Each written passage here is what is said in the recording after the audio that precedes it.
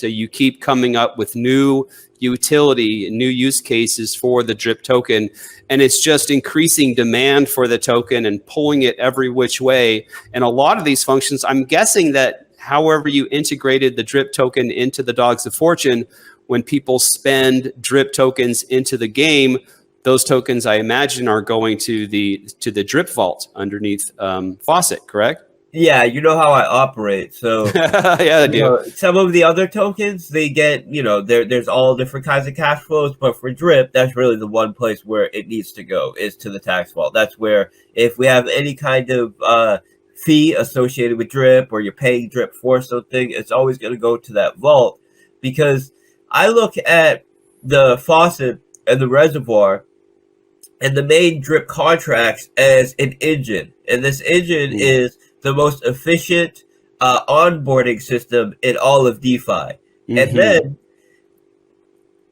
that vehicle, that massive onboarding vehicle, is then a platform for us to build other, cool products and cool utilities which are integrating drip. And that's really it's symbiotic too, because drip brings people to Animal Farm, and Animal Farm brings people to drip, and all these new products are going to do the same thing every which way.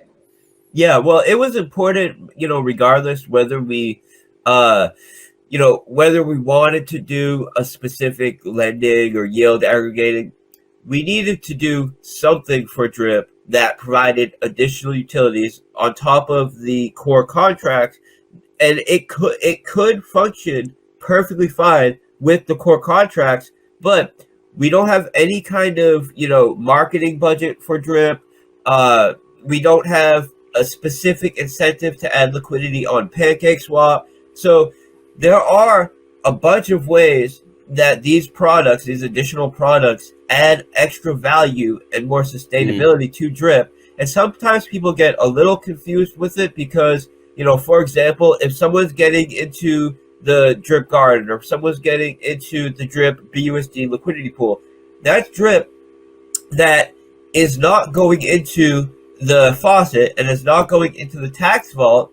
And people will look and say, people that are just looking at those analytics will say, why is the amount of drip in the tax vault going down? What's going on here? And they're looking at the total supply as opposed to looking at the actual circulating supply. And if you look at the circulating supply, then you see, oh, well, yeah, there's less drip in the tax vault because it's all going in these other contracts which are locking it up. Yeah, I mean, last time I looked, I think there was something like 800,000 or more drip tokens just in the two liquidity pools. Yeah, not even including the tax vault, the drip vault.